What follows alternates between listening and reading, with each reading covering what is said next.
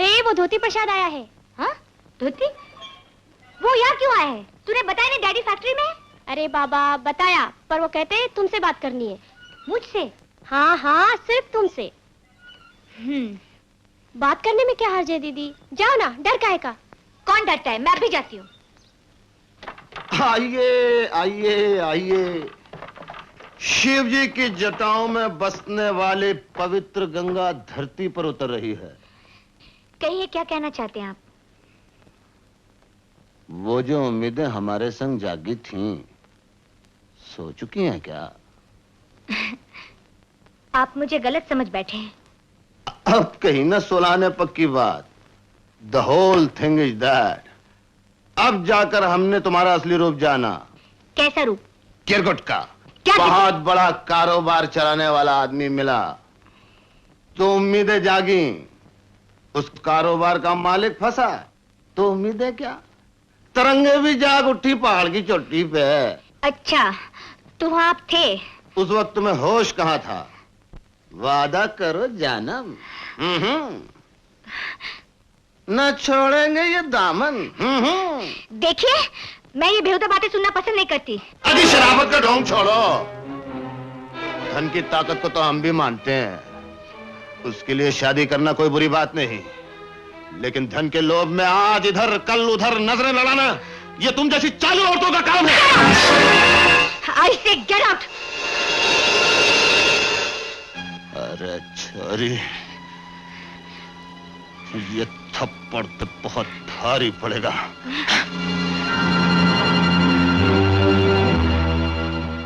ओफो, अब और हुज्जत मत करो नेकी। तुम्हें बता ही चुका हूं कि जो कुछ भी हुआ पहले गलत फहमी में और फिर एक दूसरे को छेड़ने के लिए। एक दूसरे को छेड़ने के लिए? फिर इस तीसरे आदमी को उल्लू बनाने की क्या जरूरत थी? तुमसे छेड़छाड़ नहीं थी बेवकूफ, मुझे जलाने के लिए एक दिखावा था जिसे तुम गलत समझ बैठे हो। आज इस त्रिया चरित्र को तुम क्या समझोगे भाया? जब हम जैसे ठोस घिसे हुए आशिक को उल्लू बना सकती है, तो तुम जैसों को तो उंगलियों पे नचाएगी, ताथैया कराएगी। आप कहो ना, तुम उल्लू बनाए गए इसलिए ख्वामखा सुनीता के दुश्मन बन बैठे हो। अच्छा ठीक है, हम दुश्मन बन गए। उसका बाप तो थारा बहुत बड़ा दोस्त है, 2 लाख रुपए की फसल हजम कर गया और डकार भी नहीं ली। बाद में दे देगा ना। बेटी देख के रकम देगा। The whole thing is that भाया, मैंने सब खबर है। फैक्ट्री खोलने के लिए उसने दिल्ली से 6 लाख रुपया उठाया, वो भी परनोट पे। करो शादी, दहेज में परनोट ही आएंगे, भरो 6 लाख। बकुमत ने की, पिताजी के दोस्त हैं वो, ऐसा नीचपन वो कभी नहीं करेंगे। अजी हम उन जैसे उच्च लोगों को अच्छी तरह से जानते हैं कि वो कितने नीचे हैं। बंबई के हुस्न बाजार में एक ढूंढो 1000 मिलते हैं। फर्क सिर्फ इतना है कि वो लोग अपनी बेटी को छोड़कर दूसरों की बेटी बेचते हैं, और ये साला तो अपनी बेटी बेच रहा है। भाया, सच्ची बात कड़वी लगी क्या? सुनो नेकी, आज तक मैं तुम्हें अपना भाई समझता रहा हूं, बहुत कुछ सह लेता हूं मैं तुमसे। अपनी होने वाली पत्नी और उसके पिता का अपमान मैं नहीं सह सकता। फिर कभी बचपन की दोस्ती का फायदा उठाने की कोशिश न करना। अजी दोस्ती तो बचपन के साथ ही चली गई, अब तो आप हमारे मालिक हैं, हम आपके नौकर हैं। मालिक, अगर हमसे कुछ जास्ती हो गई तो ये गाल खाली है, एक थप्पड़ तुम भी लगा दो। तुझे किसी ने थप्पड़ मारा क्या? दोस्त ने नहीं, बल्कि दोस्ती ने, जो उसको भारी पड़ेगा। हेलो, कौन ज्योति? हाँ, दीदी बड़ी परेशान है, बस रोई जाती है। पर क्यों? आपके दोस्त यहाँ आए थे, बड़ी ऐसी वैसी बातें सुना गए दीदी को। सुनीता से कहो कि मैं उसकी तरफ से माफी मांगता हूं, आइंदा नेकी कभी ऐसी बदतमीजी नहीं करेगा। हाँ, मैं जानता हूं कि बड़ा शक्की दिमाग है उसका, वो हर इंसान में अच्छाई कम और बुराई ज्यादा देखता है, लेकिन मैंने उसे हमेशा के लिए ठीक कर दिया है। हाँ, हाँ। वो हर इंसान में अच्छाई कम और बुराई ज्यादा देखता है, लेकिन मैं उसे हमेशा के लिए ठीक कर चुका हूं। अरे भाया, तूने नेकी राम का तो सिर्फ प्यार देखा, दुश्मनी नहीं देखी। भारी पड़ेगी नेकी राम की दुश्मनी। हारी पड़ेगी नेकी राम की दुश्मनी। हारी पड़ेगी नेकी राम की दुश्मनी।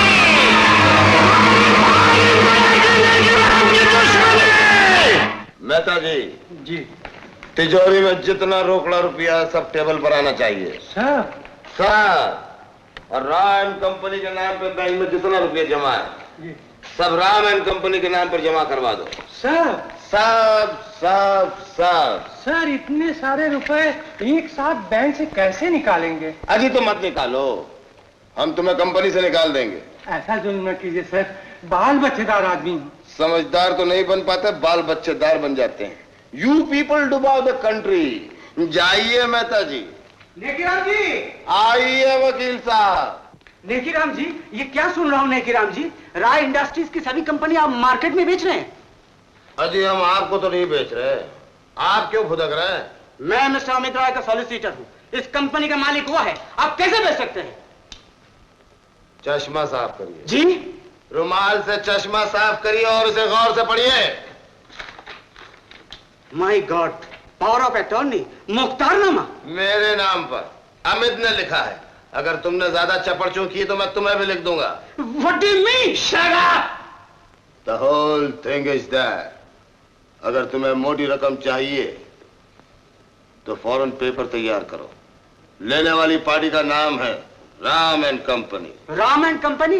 जेम्स बॉन्ड बनने की कोशिश मत करो, अपनी वकालत संभालो और पेपर तैयार करो। My time is valueful. Get out from here, get out.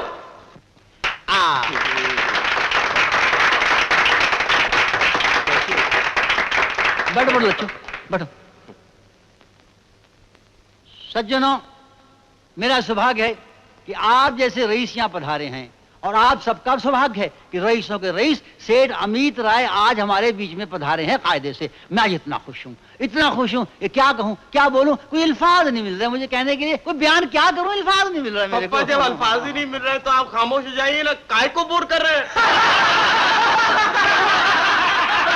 आप बुरा ना मनाइएगा, बरखुरदार शायद ठीक ही कहता है, मैं भला स्पीच भी देना क्या जानूं। और फिर आज की स्पीच तो सेठ अमित राय देंगे। मैं तो सिर्फ इतना ऐलान कर देना चाहता हूं कि रईस आजम सेठ अमित राय मेरे दामाद बनने वाले हैं।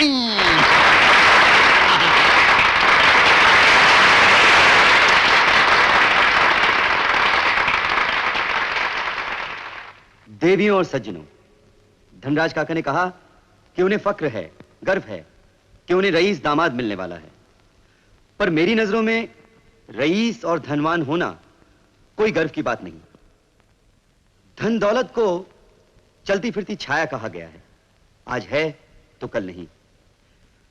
फक्र तो उस दौलत पे किया जाए जो कभी इंसान का साथ न छोड़े, और वो है सच्चाई और ईमान की दौलत, इंसानियत, दया और धर्म की दौलत। इंसान की सच्चाई, उसका कैरेक्टर उसकी सबसे बड़ी दौलत है।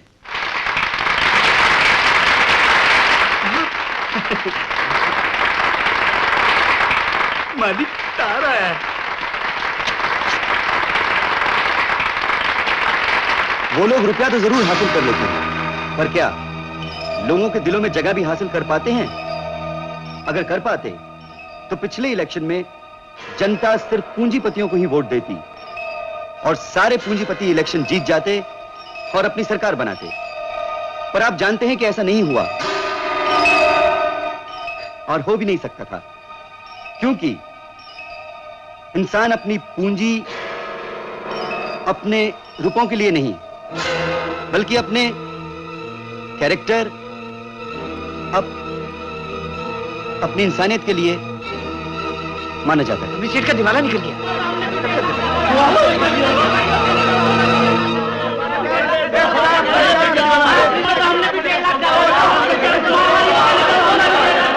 मैं यही बात कहने आप लोगों के सामने आया हूं, लेकिन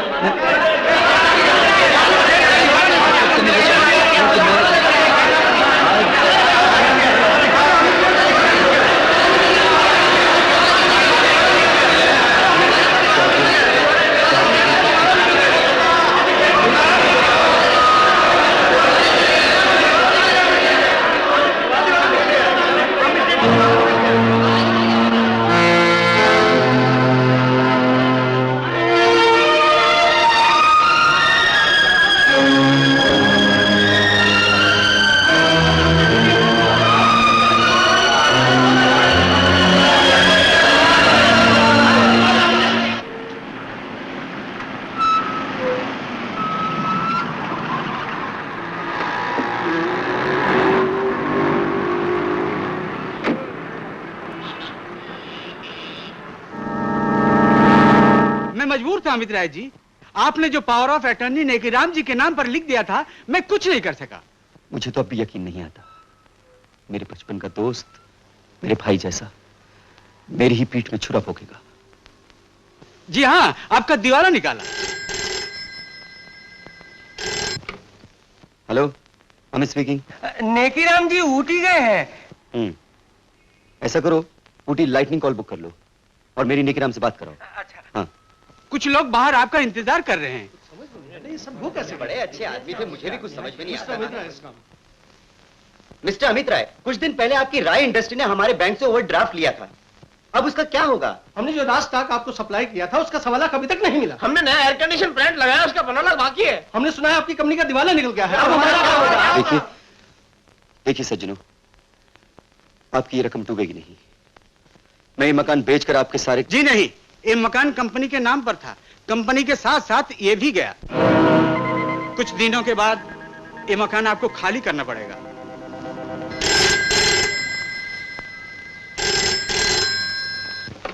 हेलो, या पुट मी ऑन। हाँ जी, मैं नेकीराम बोल लूं। हेलो हेलो नेकी। अरे भाया बोलो। नेकी, ये तुमने क्या किया? अजय, हमने क्या किया? तुमने मुझे दिवालिया बना के रख दिया है नेकी। सारा कारोबार चौपट करने से पहले लाखों का कर्ज बढ़ा गए। ऐसा क्यों किया नेकी, तुमने क्यों? जब तुम मोहताज थे तो मैंने तुम्हें सहारा दिया था। तकाजे वाले मेरी जान को पड़े हैं, कैसे चुकाऊं? कहां से लाऊं लाखों की रकम? मुझे बोर मत कर, माय टाइम इज वैल्यूफुल। नेकी, हेलो हेलो।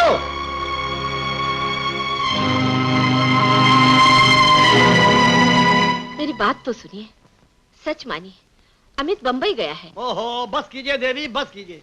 5 दिन से आप यही राग लाप रही हैं। अंदर जाकर उससे कह दो, आज तो हम मिलकर ही जाएंगे। अरे मुंह क्या देख रही हो, जाओ बोलो ना। जाओ। अब मैं आप लोगों को कैसे विश्वास दिलाऊं? ओह, मैं भगवान की सौगंध खाकर कहती हूँ, मेरा अमित अभी तक नहीं लौटा। अरे क्यों झूठी कसम खा रही हो? अरे आखिर एक दिन मरना है या नहीं? ऊपर जाकर खुदा को काला मुंह दिखाओगी क्या? बंद करो ये बकवास। मेरी गैर हाजिरी में मेरी माँ का अपमान करने का आप लोगों को कोई हक नहीं है। आप चले जाइए यहाँ से। I said get out। लो, उल्टा चोर कोतवाल को डांटे। अरे हम तुम्हारे मेहमान बनने नहीं आए, हमारे 7 लाख रुपए दे दो, फिर हम फौरन जाते हैं। 7 लाख देते वक्त आपने ये भी तो कहा था, रकम भले डूब जाए, आप मुझे कुछ नहीं कहेंगे। कब कहा था? सपने में सुना क्या? 7 लाख की रसीद रख छोड़ी है। क्यों जी? हाँ जी, हाँ बिल्कुल। ठीक है, मैं शाम तक आपको 2 लाख रुपए देने की कोशिश करूंगा। अरे बाकी रकम का क्या होगा?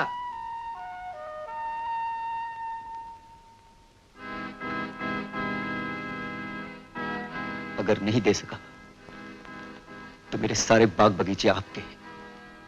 तैयब जी भाई, शाम तक 2 लाख रुपया कहां से लाएगा? बस अब ये बाग बगीचा और घर अपना ही समझो। चलो चलो चलो चलो चलो। क्या कहा? अमित सेठ है? अच्छा अच्छा, तुम जाओ, मैं अभी आता हूँ। Yes sir. मुनीम जी,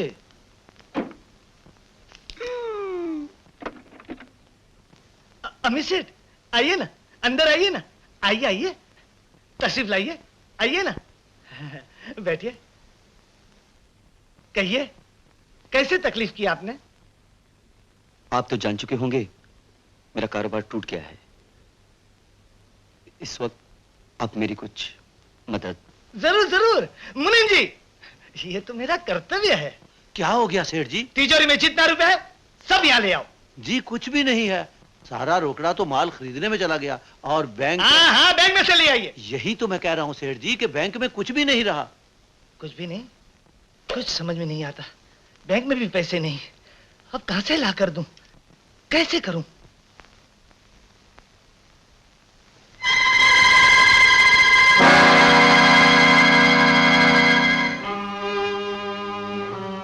ये फोटो यहां किसने रखा? बड़े बदतमीज है। मैंने दफ्तर साफ करने के लिए कहा था। इसका मतलब ये तो नहीं कि एक कीमती फोटो इस कचरे के डब्बे में रखा जाए। ये फोटो अब आपके लिए कीमती नहीं गोविंद सेठ, मेरे लिए कीमती यादगार है। आप जैसे बड़े लोग कभी मेरी इज्जत तो करते थे। नमस्ते। वो ताड़ गया है सेठ जी, हम लोग बहाना बना रहे हैं। अरे ताड़ने दो, पिंड छूटेगा। वो अब यहां कभी ना आएगा। बरखुरदार, मुझे बिल्कुल इनकार नहीं है कि मैंने फसल के 2 लाख रुपए देने का वादा किया था, जरूर किया था, मगर अगले वर्ष कायदे से। मेरी मजबूरी ना होती काका तो अगले बरस क्या मैं आपसे सारी जिंदगी नहीं मांगता। मुझे अपना घर बचाना है, वरना माँ और बहन के सर पे छप्पर भी नहीं रहेगा। क्यों नहीं रहेगा? झोंपड़ों पे भी तो छप्पर होता है। क्या?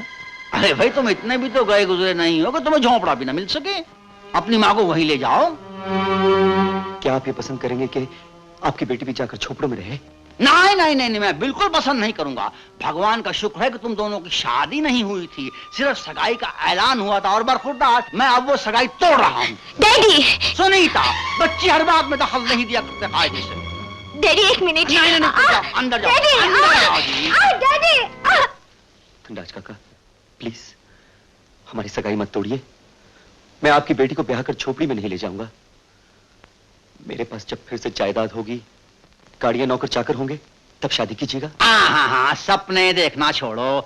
तुम अब कभी धनवान नहीं बन सकोगे। लोगों का वक्त सदा एक सा नहीं रहता, बिगड़ता है तो संवरता भी है।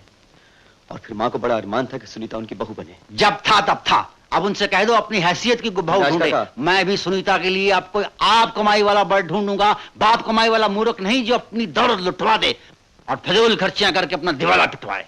दान पुण्य की जिस आदत को कल आपने महान कर्म कहा था, जिसके लिए मुझे हार पहनाया था, आज वो फजूल खर्ची है आपकी नजरों में। उस आदत का फायदा तो आपने भी उठाया है धनराज काका। बिना लिखत पढ़त 2 लाख का माल ले गए। मैंने तुमसे कहा अगले बरस में तुम्हारा रुपया लौटा दूंगा। अब जाओ, मेरा दिमाग मत चाटो। मैं कारोबार वाला आदमी हूं, तुम्हारी तरह बेकार नहीं हूं मैं।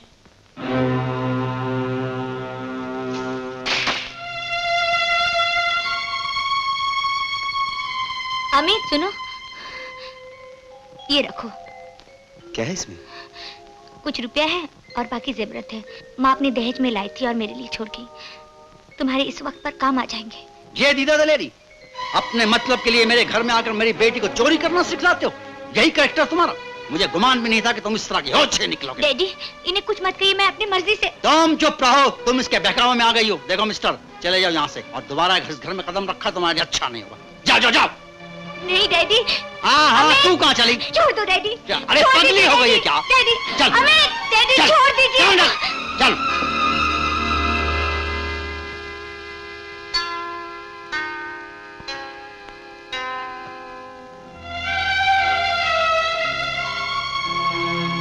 क्या हुआ बेटे, क्या हुआ?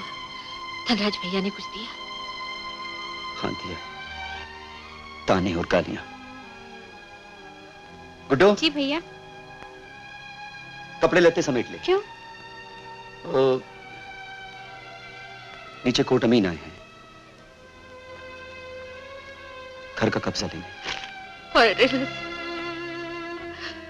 धनराज भैया तेरे पिता के दोस्त, फिर भी उन्होंने मदद नहीं की, हमारे घर पे तार जाने दी। पिता के दोस्त से क्या उम्मीद रखूं मां, जब मेरा अपना बचपन का दोस्त मुझे दगा दे गया।